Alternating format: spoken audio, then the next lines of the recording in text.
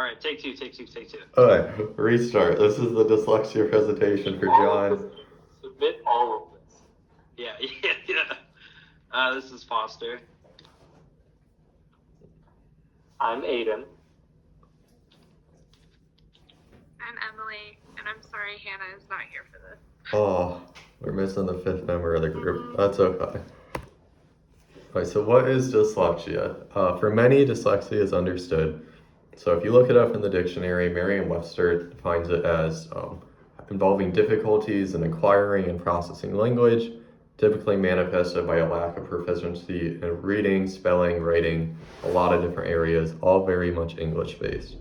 However, it is not just a reading disorder. That's a very common assumption or misconception. There we go.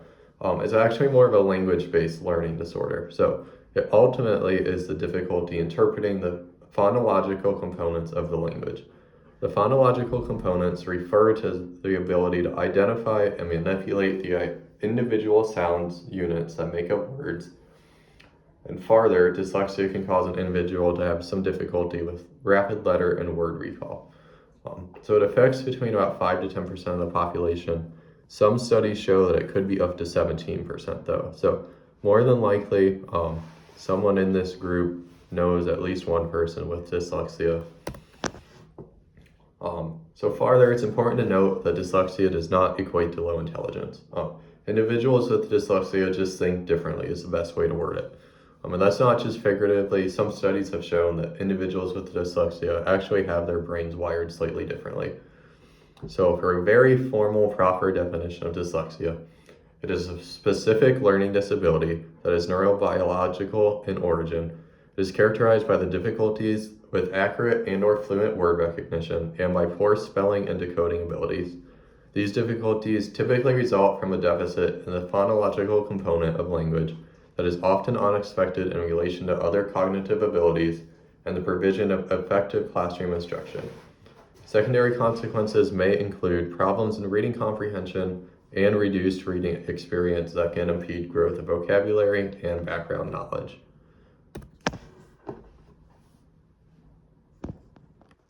So what are some signs and symptoms of dyslexia? If you're worried about a student or child having dyslexia when they're really young, like from the time they were a baby to maybe when they're in fourth grade, a couple things you can consider is genetics do play a major part in dyslexia. For example, if like there's reading disabilities or spelling disabilities that are common in a family, there's a good chance that your child might have it as well.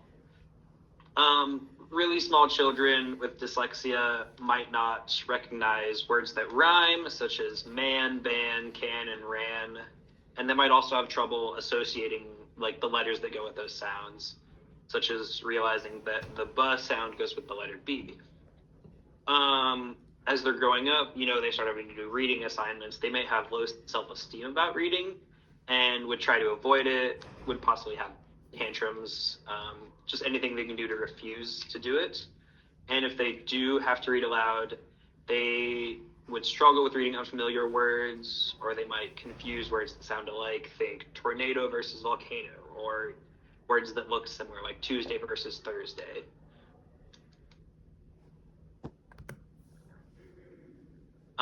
Later on into grades past fourth grade, into moving into adulthood even, they might have trouble remembering dates, phone numbers, names, like important details. They would rarely read just for fun. They only, like, because they've been conditioned to not like it, they would probably just avoid it as much. They have a smaller spoken vocabulary when compared to their listening vocabulary. They might have trouble like skimming texts, like trying to pick out important details from a like larger swath of words. They may even actively avoid certain types of work, like especially once you get into the workforce. Depending on the field you're in, you're probably going to have to do a lot of reading, so they may struggle with that or even avoid going into those fields, as well as suffering from fatigue when doing that type of reading.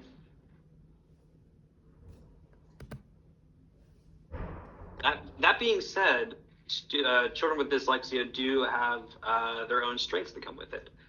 They have great imagination. They have larger vocabularies than students their age. They would enjoy puzzle solving. They can comprehend words that are read to them much better than they can when reading, kind of even outclassing students of a similar age. They can also still read at high levels if it's in a special area of interest. For example, like they could read cookbooks if they like cooking, or they'd be able to read car manuals if they're into cars. And they might also excel in areas that don't depend on reading as much, such as subjects like math, biology, and art.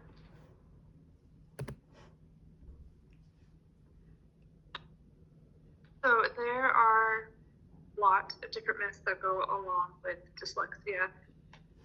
That's pretty standard for things that for a long time were not well understood or well defined.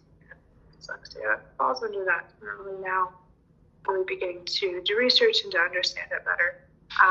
So I tried to organize these a little bit, but again, there's a broad spectrum of myths that are associated with it. Students not being as smart as students with dyslexia, not being as smart as students with dyslexia, a big myth. Low IQ or their literacy, they need to try harder. Those fall under dyslexic students not being as smart, which is not true. Depending on the student, they can be more intelligent than people without dyslexia. It's a spectrum, it's a range. You can have people that fall along that wherever they are. Another one is dyslexia does not exist, which we know that to be false. It is true. With dyslexia, that's another myth. That's also not true. You can learn to work with dyslexia, but it is a lifelong thing. Once you learn how to read, you no longer have dyslexia. Again, that is not true. It goes along with the outgrowing. Like if you have it, it's no longer a lifelong medical condition, and there are ways to learn how to work with it, but it is not something you grow out of or just stop and go through. Dyslexia is caused by not enough reading at home. Again, it's a neurological condition. While excessive reading has been shown to change your brain over time, lack of reading in the home does not cause dyslexia. It is.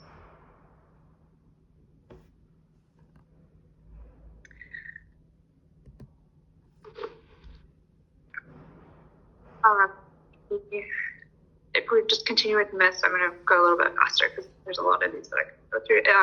The main sign of dyslexia is reading or writing backwards. There's a bunch of different ways that I can present. That's not necessarily a main way. It's only a problem for English speaking countries. Again, that's true with dyslexia in other speaking countries. There are people who say it's a vision problem, and that able to read words, recite. It can prevent with dyslexia. It is not indicative of people with dyslexia. Again, that is not true. While there are a range of things that are true, it is a condition. Children can learn how to read. What are ways to work with it, and people they have great imagination and larger vocabularies. Like again, it's a spectrum. So you have people that are creative and do that in high percentages, but that doesn't necessarily mean dyslexia is going to be more creative. And then I found this I really like that dyslexia becomes a disability only safe environment. Environment for that student can provide, they're going to do great. When it comes to testing for dyslexia, there are four main areas that we talk about, right? There's a test for decoding, there's a test for rapid naming, there's a test for reading fluency and comprehension, and then finally there's a test for phonological awareness. So when we start talking about decoding, this is being able to having students read rules when it comes to letters and subjects of words, and being able to take those to other words. So being able to see a real word and understanding the rules of each letter and applying that to a different word. So understanding that a U makes a certain sound and that it will make the same sound even if it's in a word that is not real. The next portion is our rapid naming. So this is being able to recognize what is placed in front of them. A lot of times they will have large cards and large, either cards or large papers with lots of different colors, shapes, items that they are asked to quickly look at and tell what they are. We want to make sure that this dyslexia is not affecting their ability to recognize simple concepts that they should be able to know.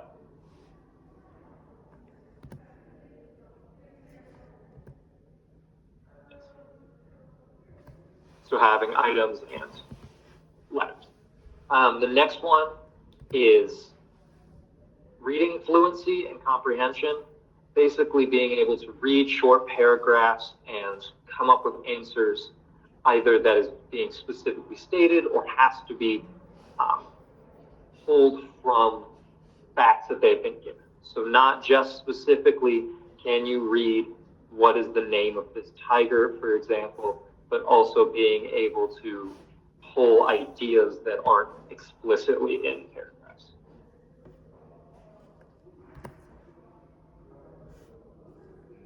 And then finally is the phonological awareness. So being able to read words and make sure that you are combining sounds properly.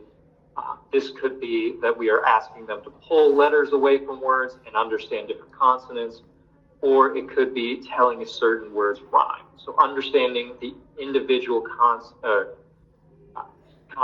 and individual sections of words to be able to understand. Perfect. So how can we support students with dyslexia? So we have all this information about what dyslexia is, how it's tested, all that kind of stuff. How can we support them? So first up, make connections and be educated. So for many students, especially those that have dyslexia, retaining information from one lesson to the next is difficult. Connecting lessons in lesson to lesson in one course is important, but even more important is trying to work with your coworkers, your fellow educators, to try a cross-curriculum approach where you're connecting topics in different disciplines. So connecting like math and science, math and English, science and English, history and math, history and English, all of those, trying to find common factors and connecting those. Because students can use that prior knowledge and the concepts that they are confident in order to aid them in learning the new areas of those different disciplinary, specific disciplines. And also just be educated. Don't only educate yourself, but also educate your students. If you have a free day, do a lesson on dyslexia, because as we've seen from this presentation, it's very misunderstood. This can cause a lot of stereotypes to be formed. It kind of forces students that have dyslexia to maybe become sheltered, not want to be friends with many people because they're afraid of different stereotypes and misconceptions that might be there. As we've seen already, about 1 in 10, up to 1 in 7 people have dyslexia. So in most friend groups, there's a decent odd that an individual in there might be an individual with dyslexia. Even more, students with dyslexia typically feel underrepresented and inadequate, as it's not as easy to know who does and doesn't have dyslexia. So if you're providing examples of like historical figures, important figures for like English, maybe writers, different mathematicians, anything like that, do some research. See if there's anyone that's known to have dyslexia so that they can be a role model and example for those students. So they see, hey, like they are also going through these challenges, but they did it, so I can do it too.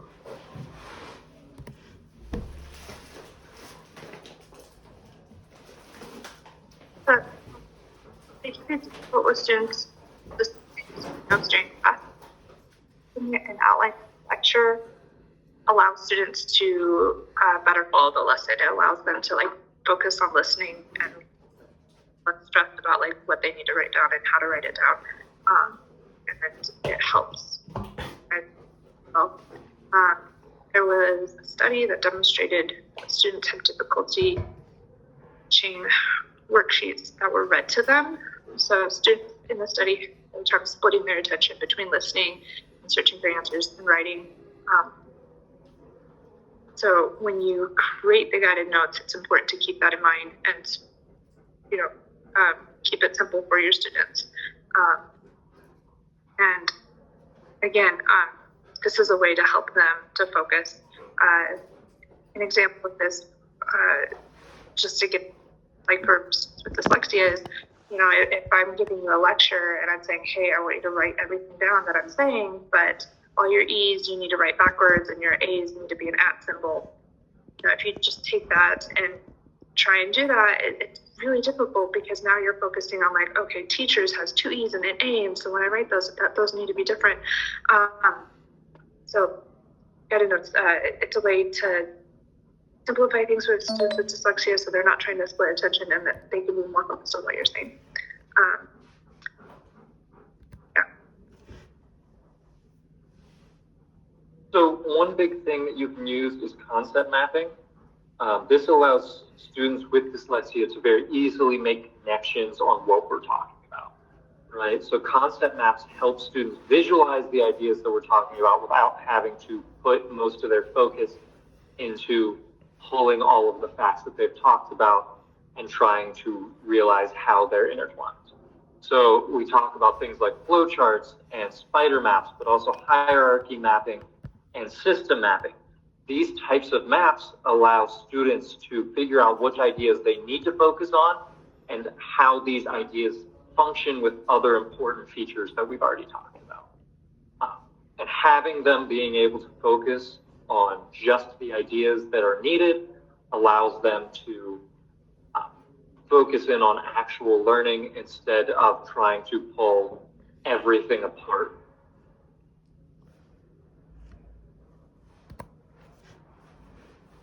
So the last thing you can do is offer alternative grading options. This could also be included in a student's IEP if they have dyslexia. I interviewed a friend of mine who had dyslexia, and one very important thing she had to say was, if you're grading a student with dyslexia, don't grade them based off of their spelling or grammar, grade them based off of their content knowledge. Because oftentimes the students are smart and do know what they're talking about. They just have, they might make a couple minor spelling mistakes, but you can still intuit what they mean from the text. Another couple options is you can offer students the option to speak out their assignments instead of having to write them down. An additional option you can do is for reading assignments, because they may need extra time, you can also offer them audiobooks, because as we've discussed before, they do typically do better with spoken word compared to written word.